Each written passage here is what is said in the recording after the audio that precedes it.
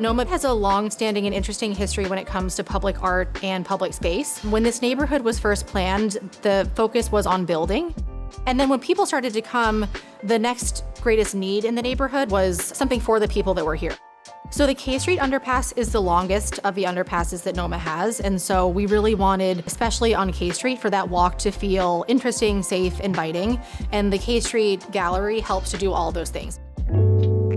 Mei Lee was the first artist to show art in the underpass. The second was Nekisha Durrett, and now the third is Jackie Hoysted.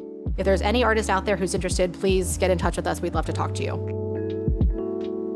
I was the inaugural artist for the K Street Gallery. This was a huge opportunity, and the NoMa BID really nurtures artists.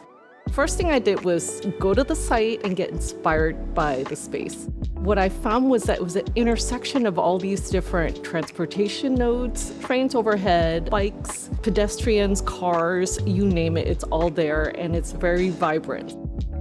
What I wanted to do was create different layers. You'll see colors and bands and, different increments as you move through the space.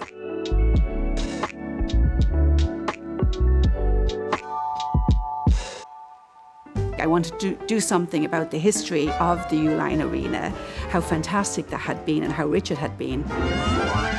I had this idea that the underpass is my arena, and if you come in through the 2nd Street entrance, that's where I envisaged it as the entrance to the arena. So I wanted to give a little snapshot of a bit of everything that happened there.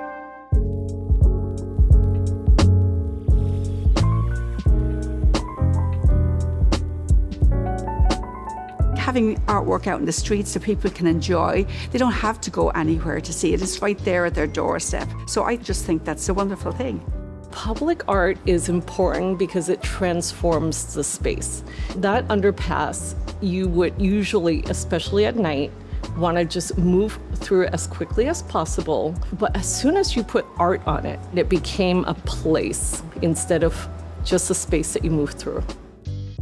One of the reasons that the BID initially turned its attention to public art is to show intentionality, to signal to people that there is someone here who's taking care of this space. There's a reason to be here. We see people really engaging with this art.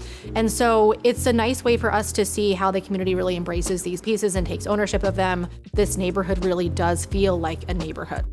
People, when they look at art, they start smiling. To be able to see these gems inside NoMa, to recognize that those areas can be utilized instead of being lost, and they transform all their spaces with art.